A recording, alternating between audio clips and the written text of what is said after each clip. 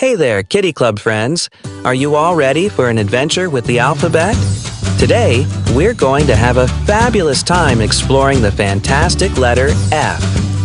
Let's dive in and discover all the fun that F has in store for us. First, let's trace the letter F together. Capital F.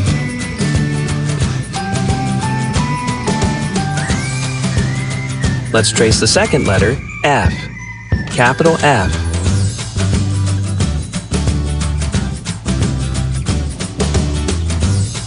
And now, let's trace the third letter, F. Capital F. Amazing! You're all doing great. Now, let's trace the lowercase f together. Small f.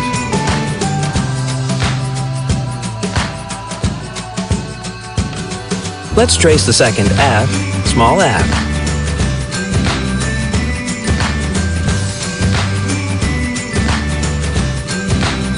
And finally, let's trace the third F, small f.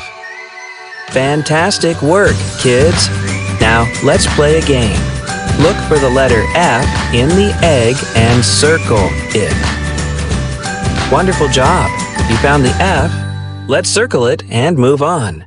Alright, now let's learn some fun F words.